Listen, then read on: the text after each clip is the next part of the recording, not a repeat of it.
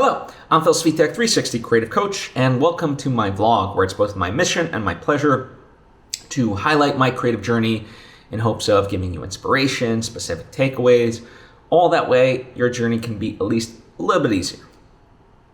Now, before I fully dive into everything, I would love to take the opportunity to invite you to subscribe if you haven't already. That way you get all the various lessons and episodes that I put out right when I put them out. Thank you if you just did, and thank you if you already were. It truly does mean a lot to me, as I hope it does to you. So, we are in the dog days of summer, and for me, I mean that quite literally.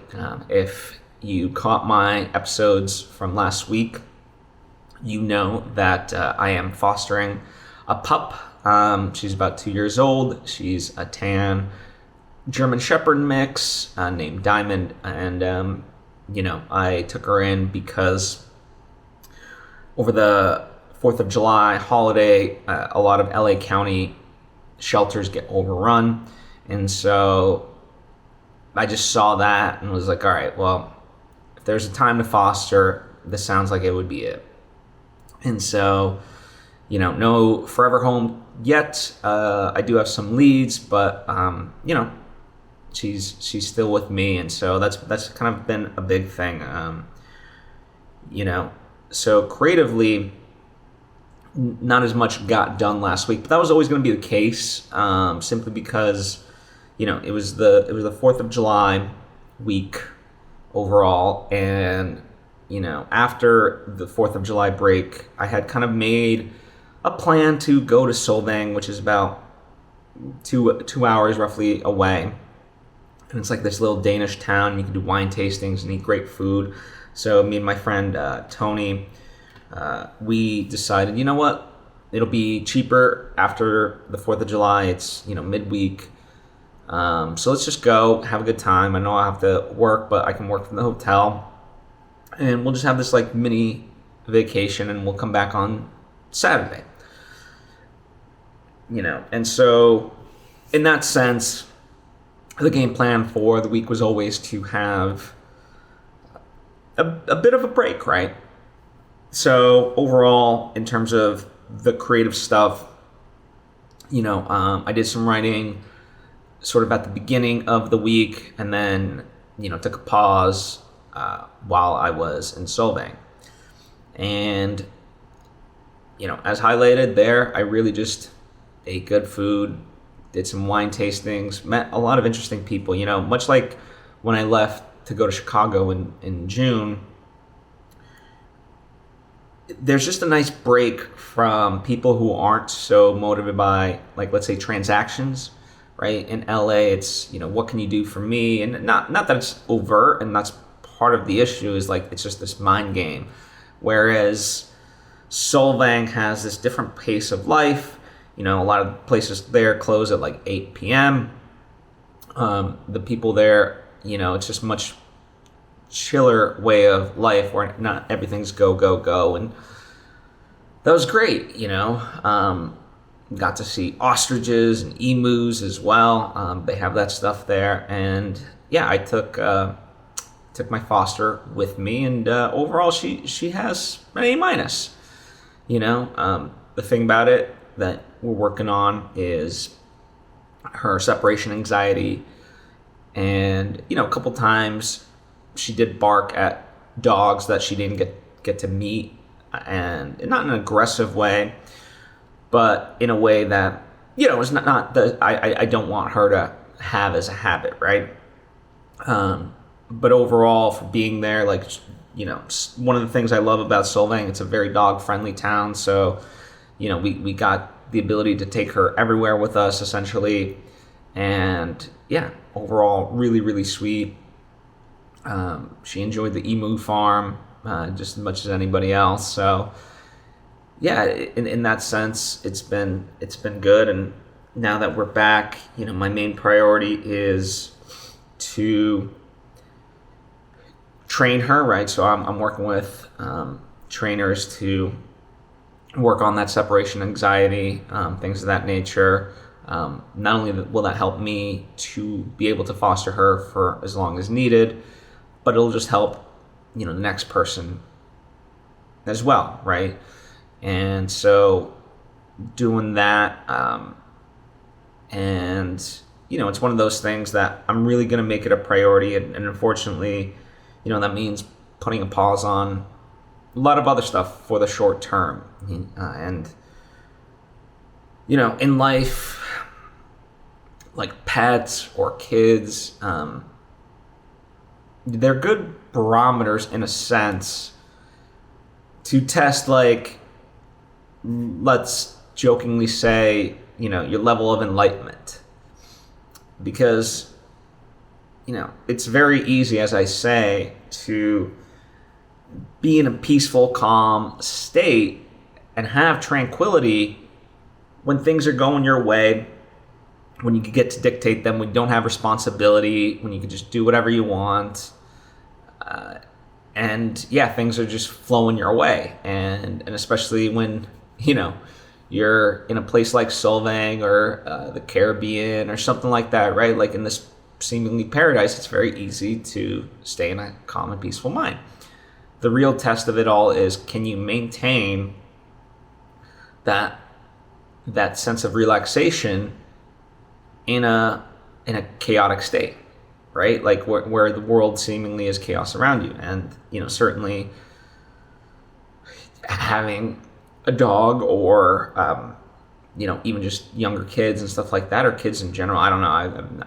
I don't deal with kids a lot. For me, it's mostly dogs. You don't have control over them, right? And so you have to adapt and, not lose your temper and all those things, and still come at it from a place of love, and especially patience and grace, in order for them to grow, right? And that's a difficult thing, and it takes time for sure. Hence why, for me, it is about, okay, let me commit to this, and do what's right by the dog, so that way, as I said, I have the ability to, maintain her for as long as possible, and she will be that much more desirable for someone to adopt, right? And that, to me, it's not easy, but it is a worthwhile pursuit, right? And so that's my game plan for the following week. That's the primary objective. I still want to now resume writing pages, and that's doable as well. But everything else, kind of, especially with her separation anxiety, it's going to be limited in terms of me going out, right? So I'm even just going to test the waters of, like, all right, let me just pop off to the grocery store real quick and come back, and just do these quick little bursts till she's acclimated. And part of it is, getting them in a good routine, getting them settled in, and making them feel safe. There's I'll link to a great video that I saw, and others talk about the core foundation of, dog separation anxiety comes from the idea that they're pack animals, right? And they have strength in numbers. They are relaxed when they are collective. Humans, we're not. Yeah, we kind of have the ability to separate, and that's part of our natural ability. Yes, we're social creatures, but we don't have that instinct where if we're not around people, I guess some people might be freaked out when it's just them, but overall, we have the ability to separate from our friends, our family members, and go to work and do what we got to do, drive in the car solo, whatever it may be, without hyperventilating, right? Whereas for dogs, that's not natural. And so the trick of it, if you will, is to really get them to see that as natural and not as threatening. And that's why any dog training or trainer that I work with, for me, it's about that aspect of it, which can take longer. Shock collars and, just sort of what you might regard as like old school obedience, where you're punishing bad behavior. That's fear-based training, and it works, but at what cost, right? And the results are so much better, from my experience, my opinion, when you do it from a place of love, right? And it's just, like, we know, like, beating your child or stuff like we would frown upon that, right? And so I think we've evolved past that in terms of both our knowledge and just cultural acceptability in terms of how we train dogs, or animals in general, I guess. But yeah, so that's gonna be my approach, and as I said, it could be a little bit lengthier, but to me, it's worth it. And the good news is I do have some leads. I met some people in Solvang that actually live in LA. I've met, I've reached out to various people that I know, and they might have some people that are interested. So I think it's looking promising. But likewise, if you or somebody would want to adopt the Swedish German Shepherd, again, some things, all dogs have some things to work on, but who are we kidding? We all have things to work on ourselves. So how do we expect animals to be any, different than ourselves? But let me know, if you're in the LA area or somebody, then, we can certainly do a meet and greet and stuff like that.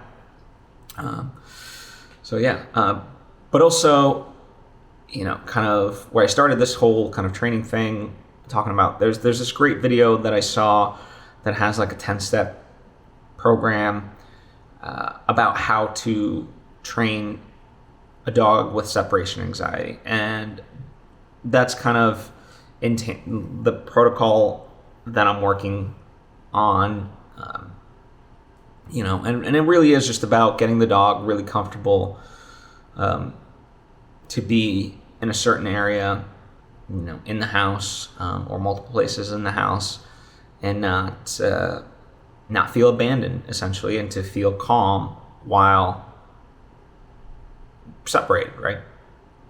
So, that's going to be, the big priority this week. The second priority will be continuing to write my script, which I mentioned I took a pause on. And it's funny, as I do these vlogs and things like that, because certainly from even my own friends, there's like this, I don't know, this misconception perhaps, or assumption that like me doing these videos, me doing the things that I'm doing, like that's my livelihood. And it's not, right? Like, I have a full-time job, and all the rest of the stuff that I get to joyously talk about from the creative perspective, or even in this case, what I do, like as far as the dog, or like even, a couple months ago, I talked about like just going to Smorgasburg, LA, and all these different things, right? Anything that I talk about here is pretty much, it is all the side stuff, right? And I think that's important to remind people of, for the simple fact that, as artists, we would certainly love to have what we want to work on be our full-time job. But I know it's not given, that is something that I am working towards, but I'm also okay if that were to never happen. I find the joy in continuing to do it on the side, and my full-time job, I do enjoy. I produce podcasts for a living, and they're very enjoyable. I learn a lot. So in a way, I kind of joke like I'm a professional podcast listener, and that's been wonderful, right? And so I think, for any artists out there, it's about, how do you subsidize your dreams essentially, and continue to go after them in a way that makes sense financially, emotionally, creatively. And it's not always easy, right? That's part of what I try to highlight. But I also look at, there's plenty of examples of even like a Hemingway, who wrote for newspapers and then also wrote on the side. Charles Bukowski, until he became more known, worked so many odd jobs. I mean, his book Factotum is all about that, and even Post Office is about him working for the post office. But after that shift, he would just write, and so it's all about figuring out how to make it all work for us. There's never going to be ideal situations,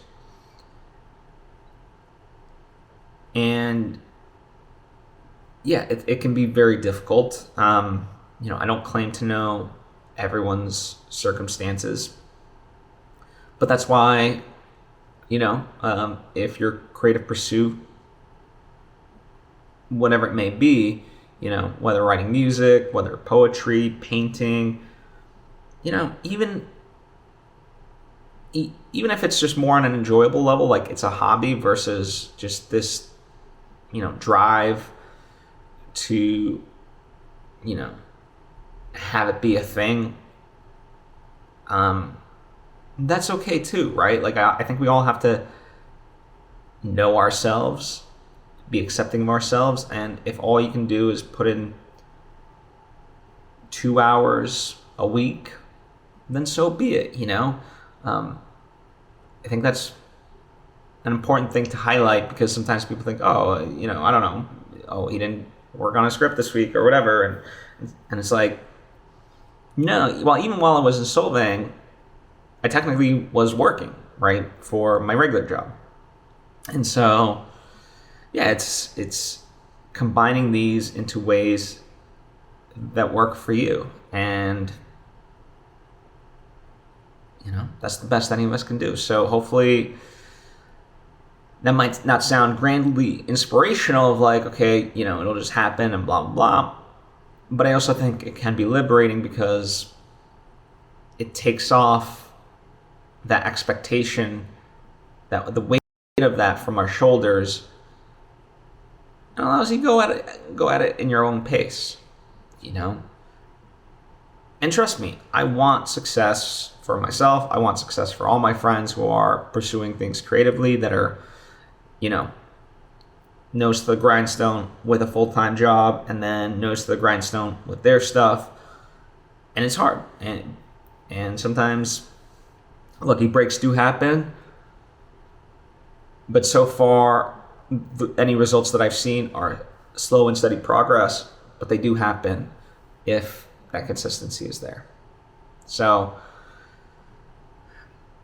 there is solace in the truth, because once you know the truth, you have agency over it, as opposed to sort of wishful thinking, and then you're upset when the reality doesn't match the expectation. So I hope that helps. Because it eases my mind. It really does. Anyway, that's overall kind of, most of what I want to talk about. The final thing that I want to mention is, thanks to my work with the Financially Fit Foundation. So it's a nonprofit that teaches financial literacy to people. If you're curious, we're in the LA area, but if you're curious to know kind of the methodology, there's a book available called Save Yourself. It's linked down below. But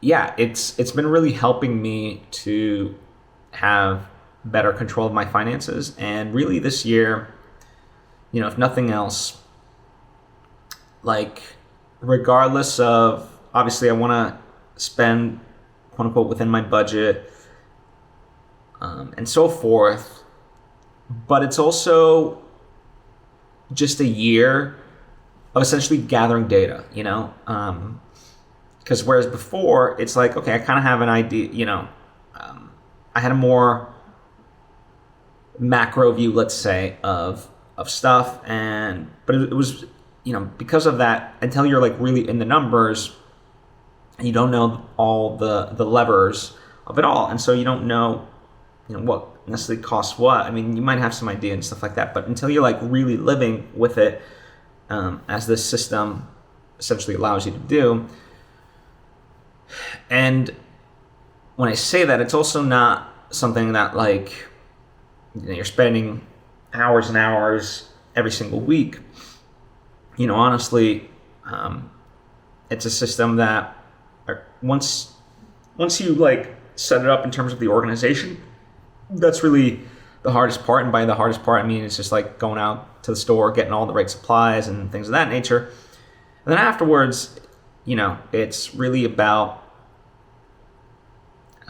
just 1 hour every 2 weeks or something like that, realistically, that like, okay, I check the credit card statements, the bank statements, do my reconciliations.